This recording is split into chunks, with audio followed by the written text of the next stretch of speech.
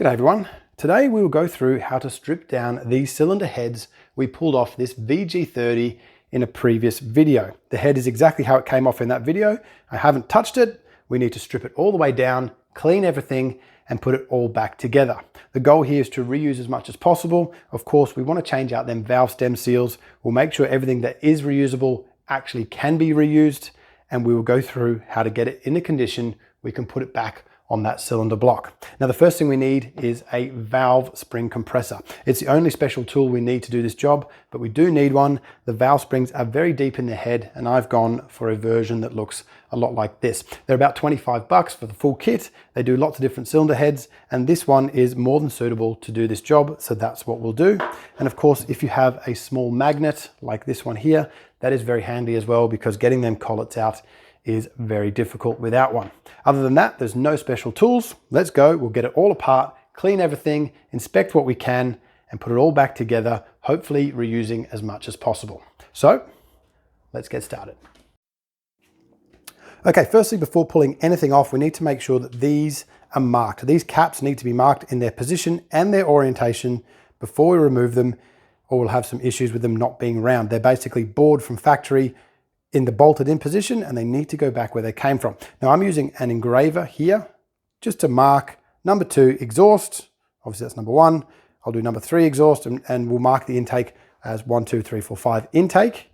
You can use a paint pen or whatever you need to, but we just need to make sure we clean them and then we mark them. All right, with them all marked, we can just take them off. Okay, next up we have the lifters. Now it's very important, we obviously can't engrave those ones. So I'm going to go ahead and I'm going to number them. I'm just going to go 1E. I'm just going to go from the front to the back, and we're going to call it 2E, 3E. I'm going to put them back where they came from because it's very important that I do. 5E and 6E. Now, they're all numbered. We don't want to draw in the middle either, because that's where we're going to have oil and other things. So we can draw on the outside, and obviously that'll wear off, but we don't want to engrave those. Now, when we take them out, it's very important, and the manual says it as well. We take them out. Make sure we do not turn them upside down. We don't want to turn them upside down. All the oil will come out and you'll never get it back in. You'll have a very noisy engine. So we keep them this way up, and I'm going to look after them and put them aside, wrap them in a rag, and we can inspect them later for wear and anything else that's going on. We can also measure them. The book has some specs on measuring them for wear, because they do rotate in the bore and they can wear and obviously shrink in size a little bit. So we'll get them out for now. We'll just put them aside, but we'll just make sure we look after them and do not turn them upside down. Okay, we're going to do the same on this side here as well. So we just got to make sure we take all these out. We've of course engraved them. And we'll mark all of those lifters as well and pull them out too. Now we've stored them all there. I've got black and yellow. Obviously black is for the head we're doing now. I'm going to call it head number 2, and yellow is head number 1. I've changed colors on what I'm marking everything. Makes it easy just in case I get confused which side goes where. And everything is in line just in case some marks come off. All right, now with those lifters out, we are safe to flip the head over. This will be the first time we flipped it over, because of course we can't have those lifters being upside down. So we flip it over. We see our valves on this side here. Of course, we have inlet and exhaust. It all looks pretty good. We haven't melted any valve. There's no crazy recession. We just got to check all that. And we can go ahead and use our fancy tool to compress all of these springs. Our valve springs are in here. Get the collets out using that magnet and remove our valves. Now it's fairly straightforward pulling these out. We have a receiver on this side, a few different sizes with the kit. I've gone for a 25mm. We have an adjuster on this end too. We might need to back that off a little bit. We put this in the hole, and then we can wind that up to the valve, or at least close, right in the middle of the valve head, and wind this one up as well. Try not to scratch that bore for the lifter. That's the last thing we want to do. Okay, that looks pretty good. Nice and central. All right, once we're happy that's nice and central, everything's happy, we can put a bit of load on that spring. There it goes. We wind it all the way down until the collets are exposed. We'll have a look at those collets in just a second. So that's wound all the way down. Now inside here, you can see we have 2 collets. They go on either side of the valve, and we'll pull them out with a magnet to release the valve. Of got a box just here for the collets. If we lose even one, we can't build this engine. So we've got to make sure we look after them little collets. They're very easy to lose. I'm going to go in here with my magnet. I'm just going to receive those collets. There's one. And there's number two. Take them out. And then when we back this off, we can pretty much move this to the next one as we go, rather than taking it off entirely. Lay that there, and then we can take out this here. This basically rotates the spring and it gives us something to push on with the spring there. And then we have the spring itself. Now these springs are graduated towards the bottom. You can see they're kind of tight at the bottom and they're kind of open at the top. Nissan do have this in the book, tells you how to put them all back in when we put it back together. We'll give these a clean. You can also test them with a spring tester if you need to, but make sure they go back in the right way up. Inside here, of course, we have the valve. So you can see the valve. I'll just move this. We can just push the valve and out it comes. A few little tests we can do here. We're going to make sure we give this a buff and a clean, of course, when we put it together, and we will grind this into the seat. If we're going to replace the seat and all that other sort of stuff, we can use a bit of lapping paste and make sure that we lap these valves into the seat when we put it back together. So that is an intake valve from the intake side here, intake valve. Of course, we have exhaust valves. They are different in size, and we're going to categorize where these came from with a piece of cardboard. I'll show you that. And don't forget to pull out the valve spring seat. There's one for every single valve spring. They can be stuck in there with a bit of oil. Just use a magnet to pull them out. You see I have this piece of cardboard here. This is going to be number one inlet. You can mark the head of the valve. I've done that on the other ones, but you don't need to. It's not actually number one for the engine. It's just number one from the front of this head inlet. Number two will be the next one all the way through to 6 exhaust. So it's not actually number one in terms of firing order of the engine or anything like that, but it is the first one we pull out in order. And then number 2 inlet, of course, 1, 2 exhaust, 3, 4 inlet, 3, 4 exhaust, etc. That's the way I've categorized it. You don't have to do it that way, but it's the easiest thing. You get a cardboard box, poke some holes in it, and we can store all the valves without bending them. We can move the box around the shop. We can store it out of the way, and then we just pull the valve out, clean it up, and we can go ahead and fit it straight from the box. Now I'm using plastic bags like this one, left-hand head intake, all the intake stuff from the left-hand head, springs, everything will go in this box here. We can do the next one. We just basically move along the bus, nice and central.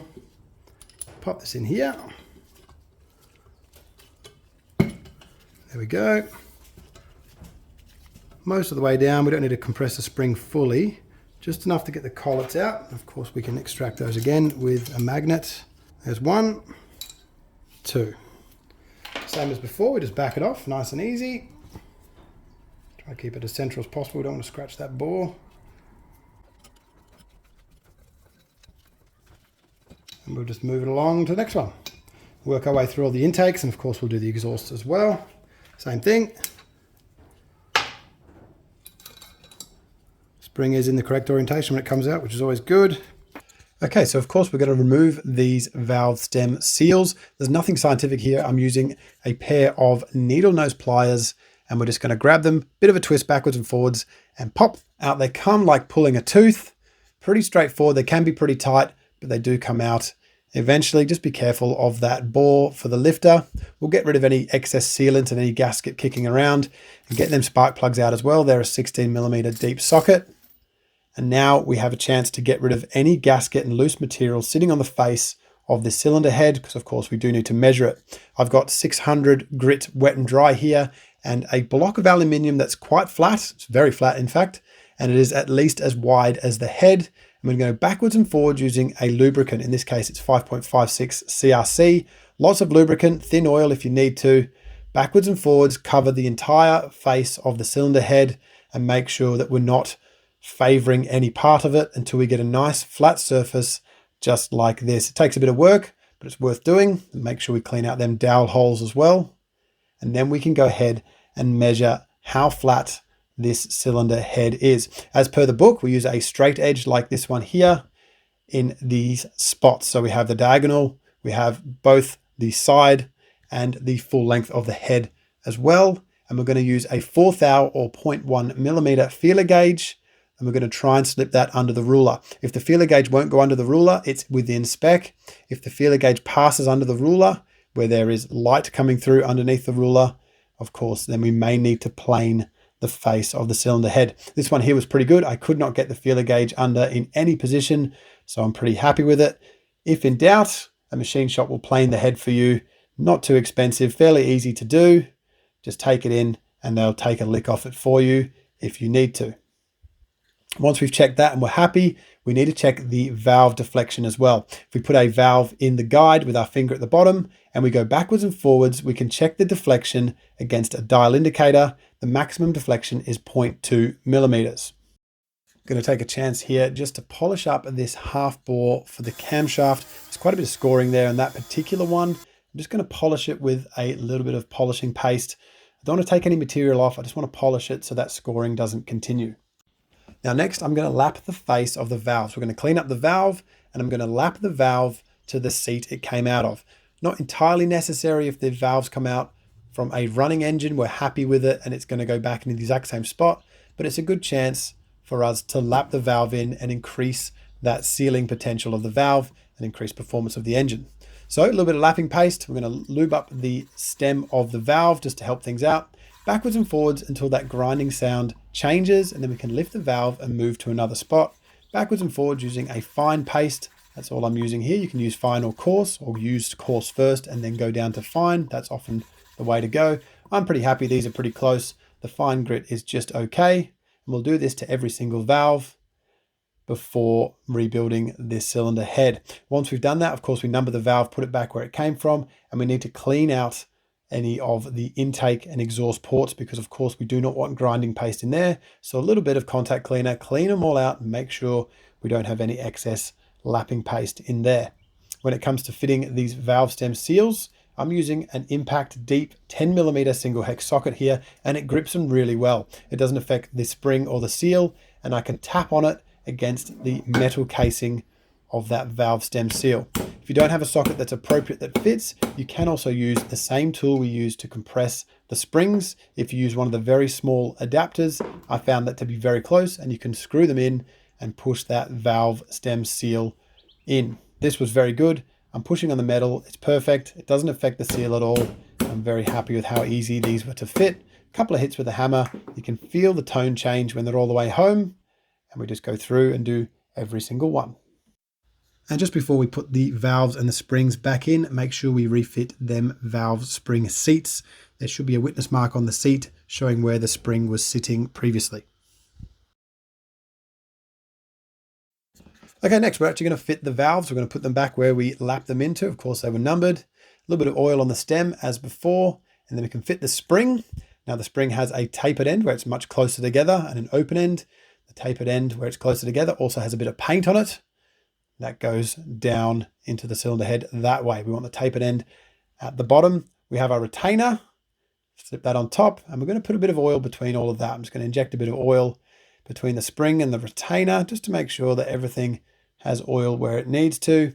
And then we can go ahead and compress that retainer and the spring in order to expose the divot that we see on top of the valve stem, which is for these collets. These collets lock that retainer to the top of the spring. I'm going to use a little bit of grease on the back of a screwdriver, and we're going to go ahead and just put those two collets in like this. It's pretty straightforward. It can be frustrating at times. It's all very small, but it works pretty well. A little bit of grease on the inside of the collet can also help it stick to the valve stem.